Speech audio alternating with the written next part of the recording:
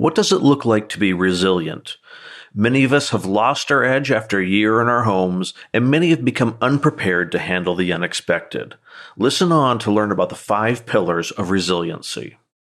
Today's guest is Kris Coleman. Kriss has served with the CIA conducting threat and vulnerability assessments, the FBI as a special agent. He's also an author and the founder and CEO of Red 5 Security, which provides a state-of-the-art security and protective intelligence services. I'm your host, Chris Parker, and this is the Easy Prey Podcast. Kriss, thank you so much for coming on the Easy Prey Podcast today. Happy to be here. Thanks for having me. So you've got a really interesting background, including your time at Red 5 Security. Can you give me and the audience a little overview of your background and how you got to be where you're at now? Sure. Yeah, I've been extremely fortunate to take a couple different paths on my career. So I started out coming out of Arkansas, where I was born and raised, and I was hired by the CIA. And I spent a bit of time with them working executive protection. I was trained in intelligence tradecraft, was able to travel to a variety of different corners of the earth protecting agency protectees. And I was very fortunate to really support and enable operations globally. From there, I was hired by the FBI. I went to be a special agent with the FBI, and they moved me to San Francisco to work on Russian organized crime. And I spent a lot of time there working organized crime until 9/11 hit. And then I became really one of the co-case agents for the 9/11 case in that field office.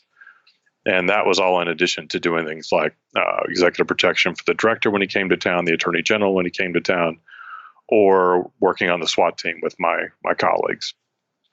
But 4 years later, after having done the Olympics in Salt Lake City and a major banking conference in Hawaii and a bunch of other operations, it was time to try to get back to the East Coast. And the CIA took me back, and I went to work back there working weapons of mass destruction, as well as traveling the world, training our liaison partners in how to protect against terrorist threats and conduct investigations and provide executive protection for their VIPs. So after all of that, I was, really had been paid to travel the world and do really fascinating work, working with two of the best agencies on the planet, frankly. I was headhunted out of the government to go work for a private family where I rebuilt their entire security program, sort of from soup to nuts. And that's when Red 5 was born. And really came to me, it was like, this is what Red 5 should be doing. We should be solving some of the harder problems for private families and corporations. Because I came from a place where that's what we did. Both places, FBI and CIA, we tackled the hardest challenges globally, and I can bring those experiences and those skills to bear for both private families and corporations. So we've been running hard now for 17 years at Red 5, and very fortunate to have a tremendous team and really some of the most unique clients on the planet. I imagine you have lots of very interesting clients that you can't talk about. Lots of clients we can't talk about, lots of cool things we do that we try to be very discreet about. To me, that's a really interesting transition, going from protecting government officials and kind of working on the government to all of a sudden dealing with families.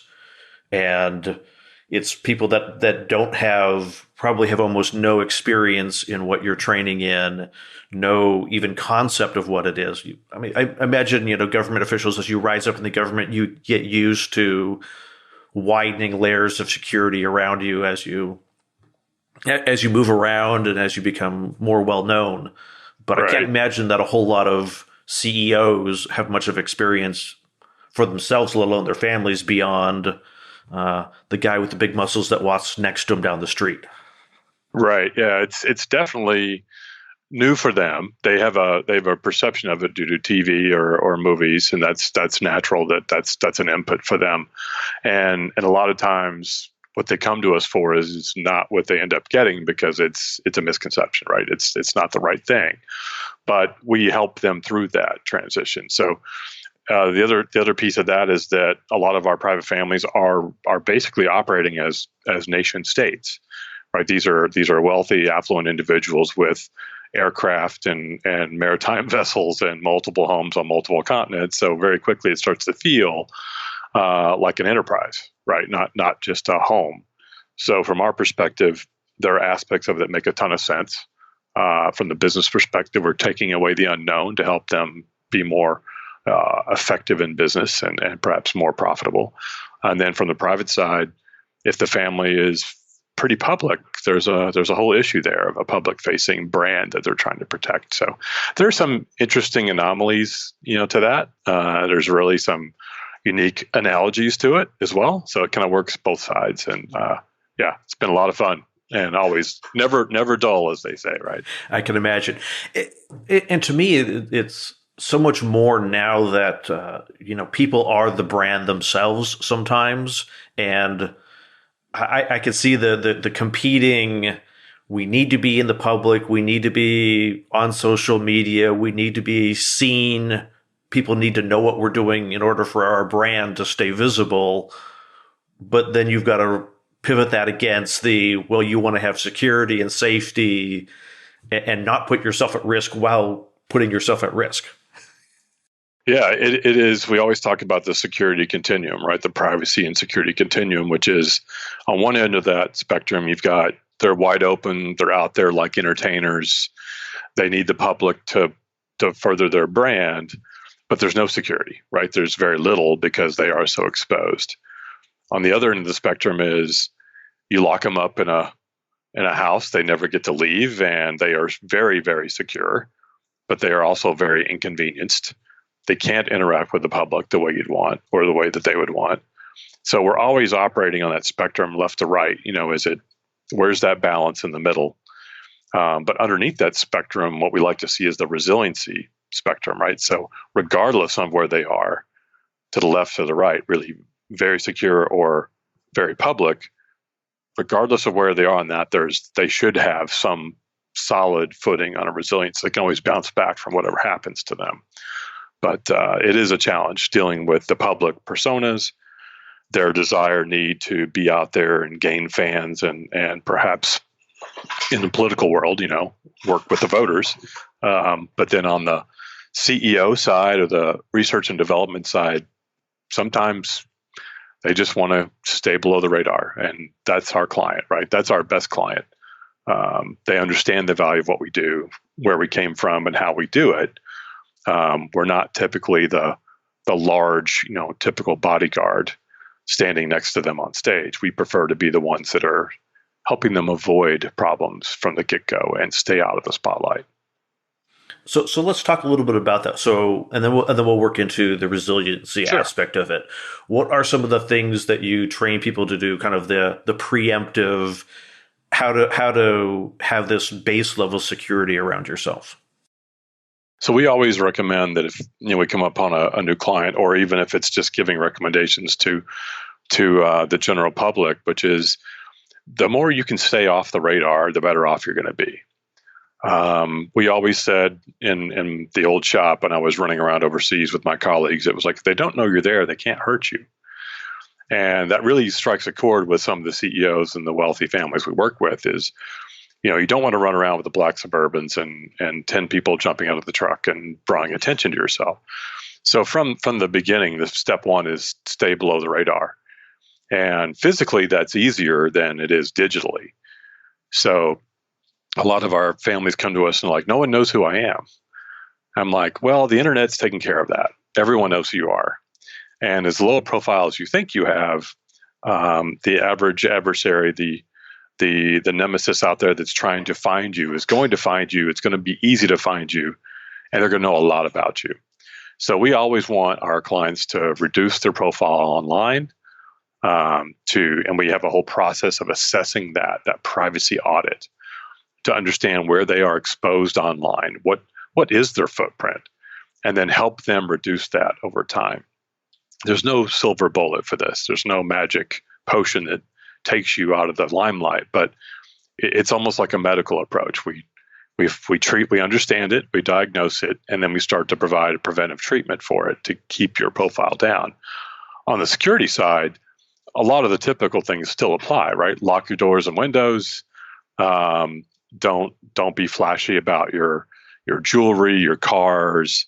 When you travel, don't publish where you're going.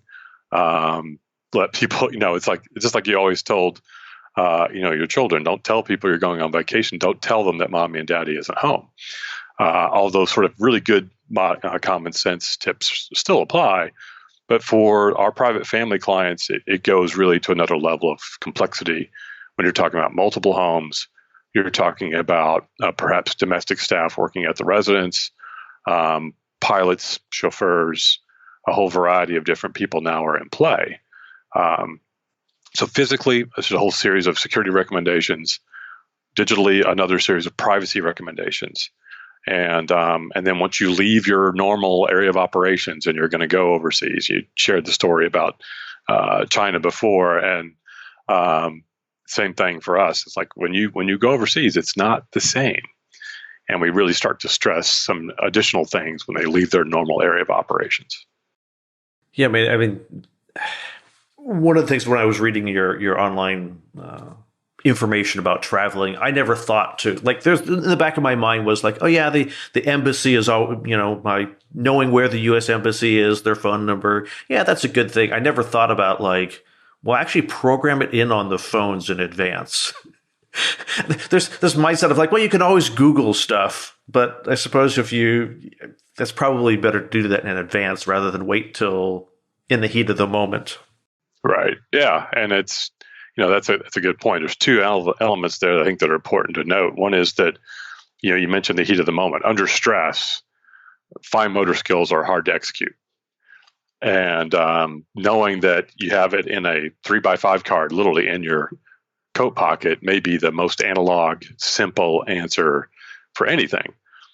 We like analog a lot because batteries fail, Wi-Fi signal is lost, cell signal isn't good. We're a big fan of going back to analog. But to your point, having it at your fingertips, as we talked earlier, in local language is always helpful too. But then the other angle to that is the preparedness part.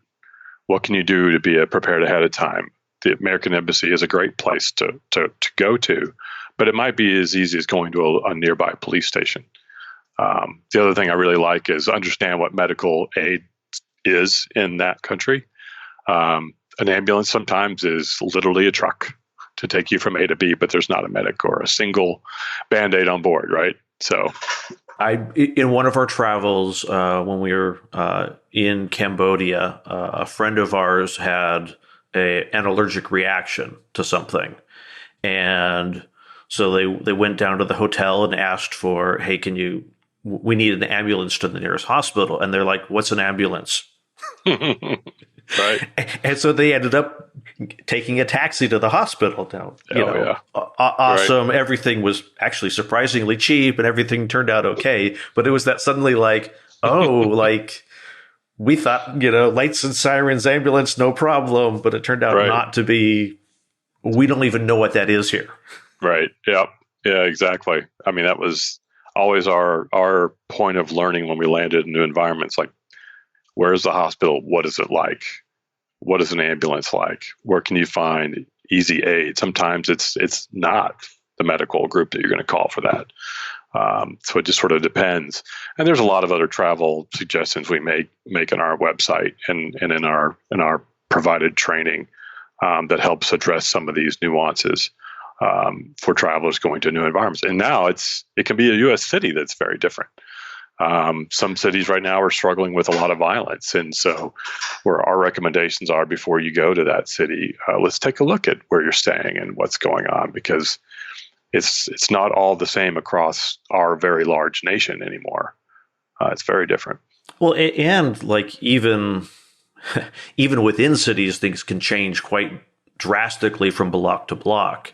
That's right. We were up in San Francisco a few years ago, and Market Street, downtown is pretty safe, but you get a couple blocks off of the main road, and things aren't looking quite as safe anymore. And suspicious characters scattering when police cars drive down the street. You start realizing, okay, this is probably not good to be around it when you see that sort of thing happening.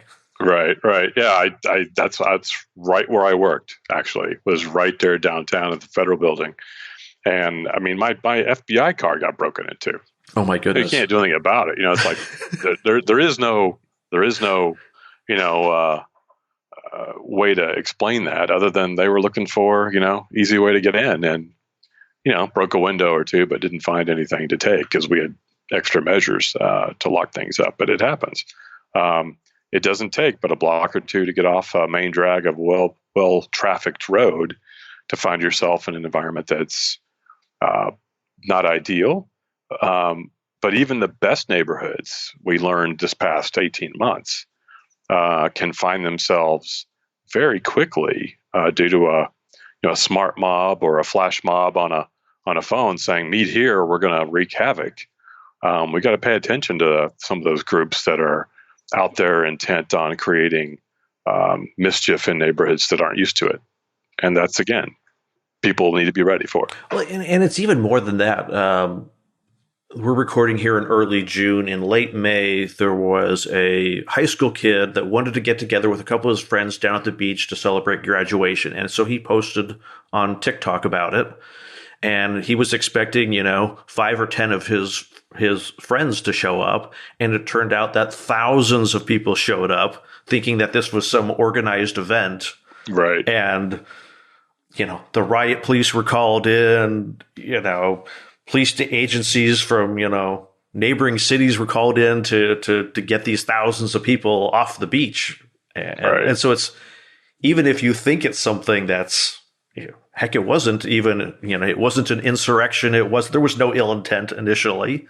Right. All of a sudden it ballooned out of control very, very quickly. Yeah. And so what do people know to do in that environment, right? That's where we come in and say, if you find yourself in these new environments, here's some things to think about. And our world has evolved into this. This is now what we have to deal with, whether you're a teenager or a single mom running through the area doing errands, or a single father going to pick up children at school, whatever it is. Grandparents navigating through the neighborhood. It doesn't really matter who you are. You have to kind of be ready for uncertain times nowadays. So is this where the resiliency training comes in, is these kind of unexpected events? We've taken resiliency concept to a different level. And this really started when I got several inquiries a couple of years ago. So we've been working on this now for a while. I think it was fall of 2018 we started working on this. And the inquiry was a 30-year-old, very successful businessman approached me and said, I just broke up with my fiance. I'm curled up in the corner in a fetal position. I don't know what to do with myself. My life is a wreck. I couldn't, and it was a feeling of helplessness. And he was like, I don't know what to do with myself. I couldn't start a fire. I couldn't change a tire in my car. I couldn't defend myself. He just fell into this strange position. But I think it's a feeling many people are having at this point, where are living our entire lives on phones and tablets. We're not interacting with people enough, but we've lost that edge, right? We feel we're in this false sense of security in our homes and in our cubicles.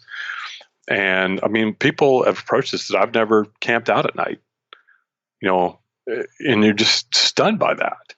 But we're coming from a world where the government really inoculated us to stress by sending us to the academies that set their employees up for success, whether it's the farm or whether it's going down to Quantico.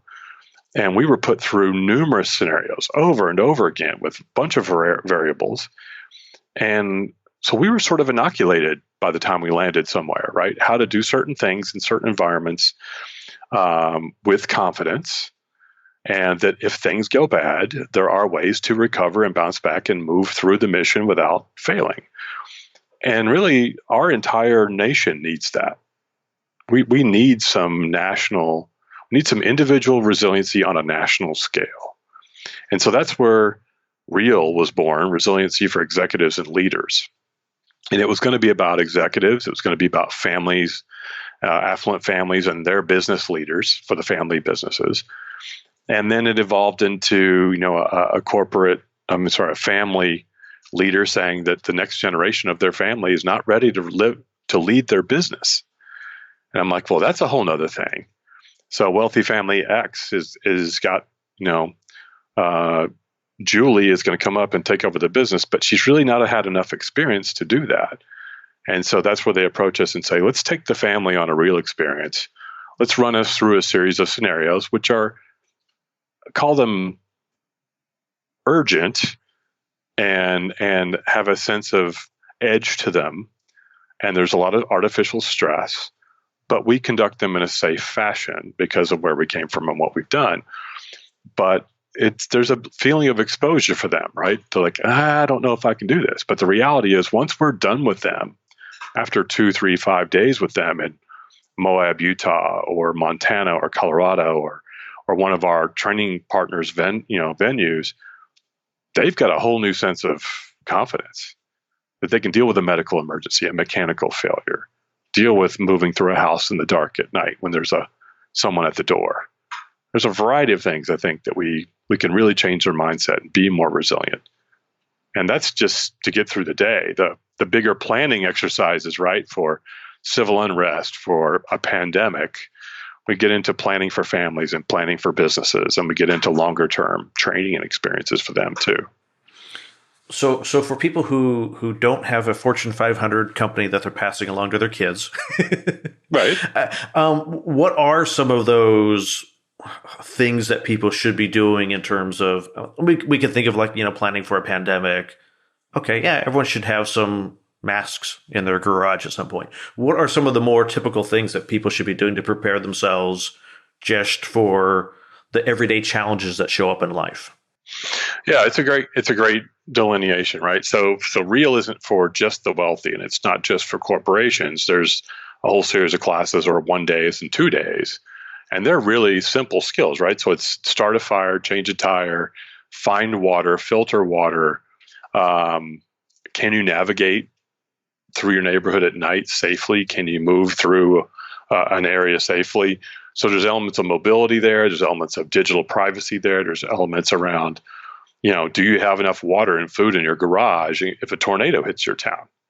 I mean, we're in tornado season now, right? We're several months into this. It's been kind of a quiet season, but the reality is hurricane season is here. So now what, right? And I think they're forecasting the biggest hurricane season on record this season. So are people ready for that? So I go back to that individual resilience on a national scale. FEMA is only going to be able to do so many things for people in those zones. So individually, if we were to rally individuals to be more resilient in neighborhoods that are prone to storms, whether it be hurricanes, tornadoes, look at the wildfires we've had in the last couple of years out west.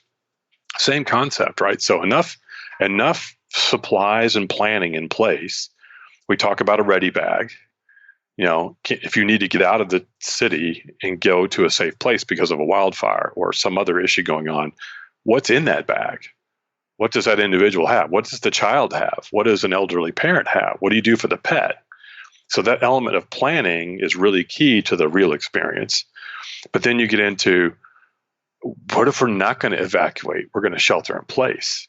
So now we're going to stay in place with no power for multiple days. Do you have potable water? Do you have food? Do you have what it takes to defend your home in a case of a looter or some other issue happening? So there's elements around that. There's the food, the water, the navigation, the shelter, the personal defense. And can individuals be ready for that? Then you take it to the next level for businesses. As a business owner, you, me, others listening, is your business ready to deal with that? I mean, we had a continuity of operations plan in place when COVID hit, and we simply tested it, and then the next week executed it. And we were great. We were fortunate to run, virtually. But what do you do if you're a small grocery store? What do you do if you're a restaurant? What do you do if you're, a different kind of business? Everybody's got something different, and we can help businesses prepare that way. So it can be the small shop, it can be the large enterprise, but there's really key elements. There's those 5 pillars of resiliency that are really important that we use in all of our training, and it's also in the book that I wrote. So what's the name of the book so we can make sure to link it in the show notes? And what are those 5 pillars? Yeah, so the book was published in October of last year, and it's called Raise Your Resiliency. And I was going to write a security book in early 2020, and the pandemic changed that pretty quickly. So I jumped right on the topic, wrote this last year and published in October. And really what it talks about are some really key things about us as a human race. And then how do we go from being, really vulnerable to being very resilient? So it assumes one thing, that everybody has one goal. And everybody's one goal is to survive and thrive. Everybody wants to do that. What we then put forward is that there are 3 key units to help every person achieve that goal. And those critical units are the individual, the family, and then the business. And that could be your livelihood. It could be that you're a CEO of a company. It's a whole spectrum of business, right? So, and then in order for those 3 units to survive and thrive, there are really 5 things they have to focus on. And those 5 things are awareness, mindset, fitness, skills, and relationships. And if your family focuses on those 5, if you individually focus on those 5, and then your business focus on those 5, then you can achieve the one goal of survive and thrive. So it's the 5-3-1. 5 pillars, 3 critical units, one goal. And the reality here is everybody needs to be aware of their surroundings. They need to be aware of themselves, their limitations, what's going on. And what that really speaks to is stop focusing on social media. Stop focusing on what the spin is on a topic. Get some real ground truth about what's going on in your neighborhood. Get some real ground truth about what the threats may be. It could be as simple as, paying attention to what a NOAA weather report tells you as opposed to what Facebook is telling you. Pay attention to really what your neighbor is saying about what's happening down the block as opposed to what went out on Twitter last night. And it's not that those platforms are bad, but you want to rely on an element of reality in your information, of validity. And so there's awareness around your family, your parents, your neighborhood, your country, yourself, and basing your decisions in reality. So that's the element of awareness. Mindset is really what was beat into us at the farm and what was beat into us at Quantico. And that is that you have to have a positive mindset, you have to have a growth mindset, and a survival mindset. So positive and growth just get you through the day, right? You want to keep learning, you want to pay attention to what's going on around you. And then you get into the survival mindset, which is when the Bureau, for example, we've had now several instances of shootings over the years, but we were all trained from the Miami shootout, which happened years ago, but became a cornerstone of street survival skills for FBI agents. And that is, you fight through it. You do not ever give up, even though you may be facing overwhelming odds, overwhelming firepower, but you can be smarter and you can not quit and not give up. And so it's the same thing for human beings. It's the same thing for businesses, same thing for your families. Don't have a catastrophic mindset. I can't tell you through the pandemic, it's like, oh, this is terrible. My business is never going to make it. My family is terrible. We're never going to make it. This is awful. The economy is awful. How about we're looking for opportunities? Yeah, it may not feel good, but we've got different opportunities. I'm using my relationships to incur this growth mindset, this survival mindset. That really is critical to people, is the mindset. And it's a choice, right? You wake up in the morning and you can say, I'm going to be more aware about myself. I'm going to have a positive mindset. And then fitness. Fitness is really about mental, physical, emotional. And then for business, it's about how are you flexible? Do you have the endurance? Do you have the fiscal resources to endure something like a down economy?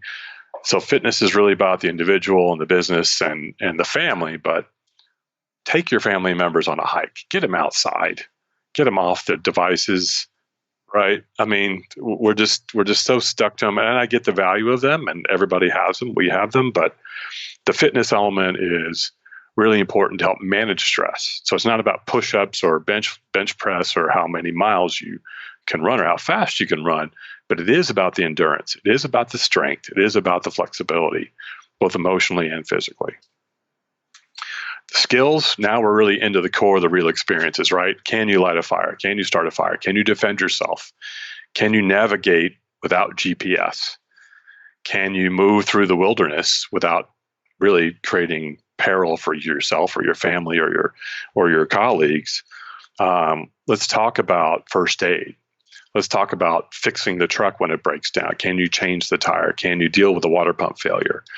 All these different things around skills, they're also seasonal. Where do you find yourself in the winter? Where do you find yourself in the hot desert? What do you need to do in a foreign environment where they don't speak your language and you're trying to communicate with them to get to the hospital or whatever it is you need? So this skills element is really important to this piece. And if you're stuck in a cubicle all day and for the last several years and that's all you've done, we can put you outside. We can immerse you in that environment. And then lastly, it's about relationships. The fifth pillar is relationships. And that is, yes, it's your family. Yes, it's your spouse. But it's also your neighbors. It's also your community. It's where you fit in the country. And knowing who in your neighborhood, like I know that down the street, there's an emergency room physician that lives. I also know that 2 doors down, there is a retired U.S. Marshal. So I know in my neighborhood, I've got colleagues that can help defend the neighborhood, and I've got colleagues to help deal with medical. But there's also people in the neighborhood that are mechanics. They work on classic cars. So just inventorying the relationships can really help you sometimes have a better awareness of what's going on in your neighborhood. And then you know that no one gets through life alone. Someone's going to help you, right? I mean, we're helping each other today in the podcast, and hopefully other listeners are going to rely on that. But knowing what those relationships are and getting rid of the bad ones, right? Just have the people around you that are positive and can help you survive and thrive. That's really kind of the key. So awareness, mindset, fitness, skills, and relationships, those are the 5 pillars that help the 3 critical units, individual, family, and business, to survive and thrive. I like your reference there in under the relationships community. When you were talking about that, I started thinking, okay, yeah, I know the guy over there, he works in law enforcement. Right. That guy, he's a firefighter. But I also started thinking the opposite of like, oh, I know, this neighbor has mobility issues. Right. So like, exactly. Gosh, if there's an earthquake, I really need to make sure I check on her, make sure my own household is good. And then after that, like, I know she lives alone. She has mobility issues. I better make sure I check on her. Absolutely. Before I check on the firefighter. Right. Yeah. And, during the freeze we had in Texas, right? So one of our real instructors was like, I practiced everything. We had no power. All the water was frozen. I had to help my neighbors. I had to pay attention to what was going on. I had to drive 2 hours to pick up my daughter. I mean, it just went on, but that was a tremendous test for Texas and those areas in the South that were hit during that freeze. Yeah, and like I see the same thing happening in Southern California as we've having increasing wildfires, which in and of itself is a risk of awareness and being able to get out of your house on short notice. Right. But the utility companies are also now preemptively shutting off power where there's a concern that the power lines might start a fire. So that's right. Yeah. Now you have and they're like, oh yeah, we're going to have a wind event for the next week. We potentially may be without power for 10 days. Right. Exactly. And right. immediately you start going, yeah, my fridge will last about 3 hours. That's right. Yeah, exactly. The fridge will last for 3 hours. It's going to be really dark in this house. It's going to be really dark. My oven is electric. My stovetop is electric. Exactly. I'm running out of resources just to make the basic day through. Yeah. Yeah. So it doesn't necessarily need to be. I think there's cases that like within a couple of hours, things will be problematic for people if you're not planning for it. That's true. Very true. Medicines, certain things that you need have to be refrigerated in some instances. You got to deal with clean water. Mm-hmm. You may have to deal with issues around elderly and keeping them cool or otherwise, mobile, as you said. So there's a whole series of things that come with that. Pets are a whole nother angle. Mm-hmm. What do you got to do with pets? And we talk about all of these in the book. We talk about how do you prepare for these different challenges, and then should I stay or should I go during certain challenges? What is that decision to bug out, right? To get out of here, to take the ready bag? Is there a ready box in the truck with more gear and supplies for a longer term duration, or do you keep that stored in the garage where you might need it? And then where are you going to go? What's the plan, right? Because leaving might actually create more risk, and that's really a big challenge. Or you may not be able to get where you're trying to go if you don't have enough resources to get there. My wife is a huge fan of, never let the gas tank on the car get below half. There you go. Yep. Good advice. Because it's like, well, what if we need to go, more than 150 miles and something happens? Well, yeah, when the power's out I live in Southern California, so earthquake. Yep. The reality of an earthquake and not having access to electricity for a couple of days, needs to be planned for. That's right. More than just we might be without power for an hour. Yeah, but absolutely. But we've had those conversations. So where would we go if this sort of thing happens? Where would we go if that sort of thing happens? We have for our family, there's a number of us here in Southern California. And one of the interesting things that historically it has happened with earthquakes, during earthquakes, and I'm not sure it is quite the same with cell services, that local calls were nearly impossible to make during earthquakes, but long distance calls could go through. Interesting. Yeah. So we always had this mindset of like, okay, we have one family member that's on the East Coast. So if there's ever problems here on the West Coast, we need to call them. Right. And let them know we're okay. And everyone else can call them to check in with them, because they're not going to be dealing with trying to find power, phones, and things like that. So they'll have the wherewithal to be in a different mindset, different frame of mind than we would be. Sure. Yeah. I mean, we've gone so far as to set up, different little SATCOM messaging receivers. And so we've got a little comm plan in our family that we're always going to have these available if everything goes. So, redundancy is part of that resiliency piece and makes a ton of sense. Yeah. Know the workarounds, know what you're going to do. So you mentioned sat phones, I think is what you said. Right. At what point, how do you set those thresholds at what's enough for my family? Because someone who's, if they're struggling to pay their mortgage, they're not going to be out and they're not going to have sat phones. Sure. Absolutely. So where do you kind of, for your clients, where do you kind of set that threshold, or where's that conversation around setting thresholds for what is enough? Well, it's a conversation around, risk appetite. Right. So what is your risk appetite? I mean, if I'm in rural Arkansas, the reality is of me being involved in civil unrest is pretty low. Right. But there's also a pretty good chance I'll have ability to find water, that I'll have access to food, whether it's local or I'm going to be able to find it in the sort of the wilderness there if things really go bad for a long period of time. But if I'm in DC or I'm in a major city, I'm going to have different problems, right? And so it is really almost like a risk assessment of your environment. I mean, I would not have thought that a couple of years ago, my home would be without power for 9 days here inside the Washington metro area because of a storm that went through. What are we doing in the nation's capital where we can't restore power within 8 days for what was a significant storm, but not a devastating storm? But they just simply couldn't get it together and figure out that we didn't have power. We kept reporting, and like, no, it's fixed. I'm like, it's definitely not fixed. So this risk appetite, right, is where it comes back to for individuals. So understand the environment you're in. Understand the likelihood of these things are going to happen. Understand the consequences if they were to happen. And then you're into this space where I probably don't need a sat phone.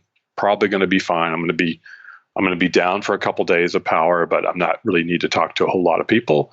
And maybe it's more of a contingency plan that listen, if my environment goes down, the communication that I'm all right is that you're not going to hear from me. Right. You figure out the right mechanism here that you're going to call someone on the East Coast, so they're going to call back. But it might be that you don't need a sat phone. But you're going to go make an effort and make contact if you do need help, whether it's through local law enforcement, et cetera, or it's through another. But make the situation work for you. I've got people who come to me all the time, like I'm going to buy a 1972, pickup because it doesn't run on electronics in the vehicle and it's not going to be hit by an EMP. Okay, electromagnetic pulse is what we're talking about. I agree that an EMP is not a good thing if it happens over the United States. I totally agree with that. But we have to get into likelihood and consequence. So do I tell people to prepare for EMP? It's like telling people to prepare for 9/11, right? I mean, it's highly unlikely. It is very hard to detect, and it's going to be a massive consequence if it were to happen and if they were successful. It was a tragic event, but it was one of those in that fourth quadrant of the risk analysis chart, right? It is definitely can they pull it off? And if they do, it's going to have a big consequence. So same thing for people preparing. Figure out what your risk assessment is for certain things happening. DC, civil unrest the last couple of years, really pretty high. I would not have expected that same rating in a town in Arkansas, but there was that in the last year. So you got to pay attention back to the awareness piece, right? What's going on in your neighborhood? What makes sense? But then really clearly line up what your budget is, right? And be reasonable with that risk assessment. I'm going to spend X. I'm not going to go crazy. I'm not buying the bunker in Ohio and refurbishing it for $1 million, and then I'm going to go live there. It's not practical for anyone, honestly. And I've had families call me and say, I want to go build that. I'm like, I don't think you understand. That was tens of millions, hundreds of millions of US dollars spent to build that bunker in that location. That's okay. I want one.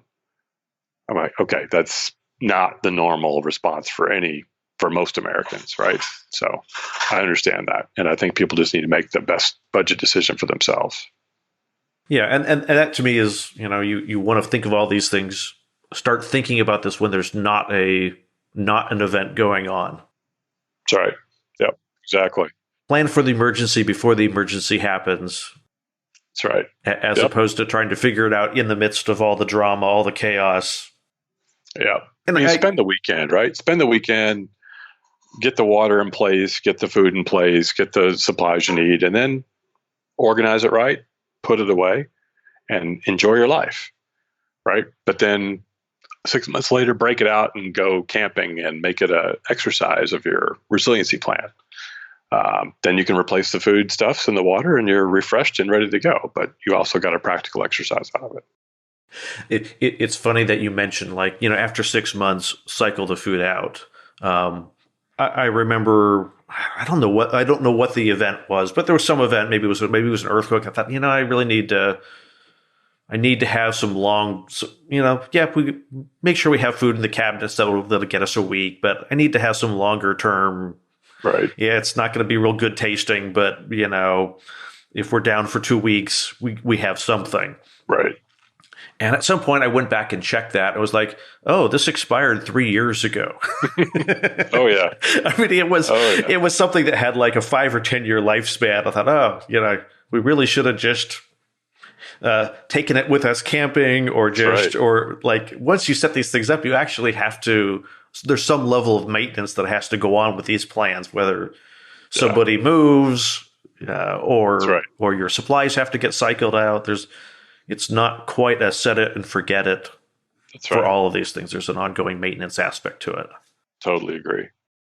So if people want to learn more about Red 5 and the services that they offer, how can they find you guys? Yeah, we're most easily found on the website, www.red5security.com. I'm also on LinkedIn. Red 5 is also easy to find on LinkedIn. We now have Real Experiences webpage that is live, and we also have Real Experiences on Instagram. So they can find us out there. If you need to go find real experiences today, it's easy to find on our Red 5 website. It's a tab at the top, and that'll take you right to the e-commerce page. And we'll make sure that we link straight to it, straight to that page from the podcast show notes Fantastic. as well. Yeah, excellent. And then the book is available on Amazon, Raise Your Resiliency. And we'll make sure to link that as well. Kriss, Fantastic. Thank you so much for coming on the Easy Pray podcast today. No, my pleasure, Kriss. Really great to be here, and hope everybody enjoys the tips, and hope everybody stays safe out there. Thank you for listening to this episode of the Easy Pray podcast. Notes and a transcript of this episode with Kris Coleman can be found at easypray.com/69.